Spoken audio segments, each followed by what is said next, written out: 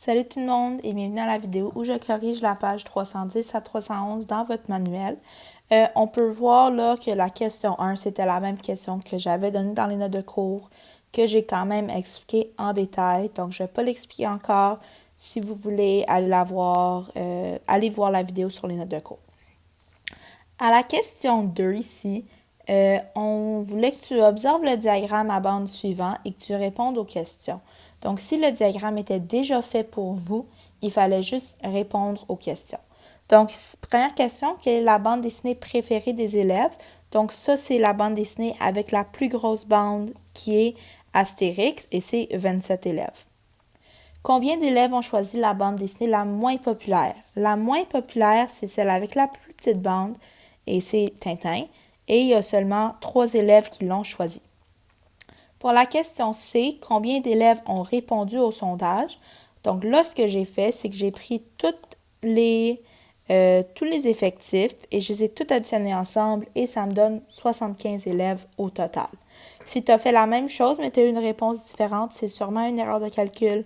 Je vous rappelle, vous avez le droit d'utiliser votre calculatrice. Ça ne me dérange pas. À la question D, quel pourcentage d'élèves préfèrent les Schtroumpfs? Donc, je sais qu'il y a 9 élèves qui préfèrent les Schtroumpfs. Donc, c'est 9 sur un total de 75. Je les ai divisés et ça me donne 0,12 et ça, c'est 12%.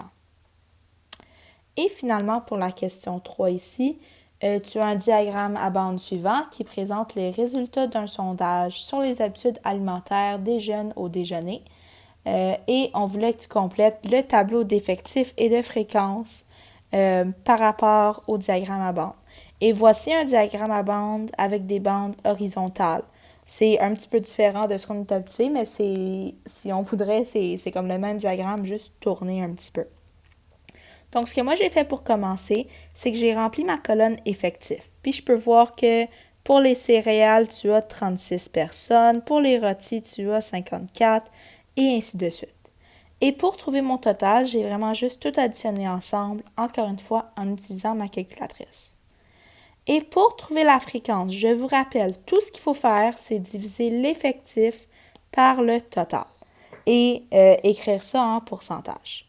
Il y avait quelques exemples, par exemple pour le yogourt, si tu fais 9 divisé par 144, ça te donne 0,0625. Et si je le mets en pourcentage, c'est vraiment si je prends ma virgule puis je la bouge 2 places vers la droite. Donc, c'est 6,25%.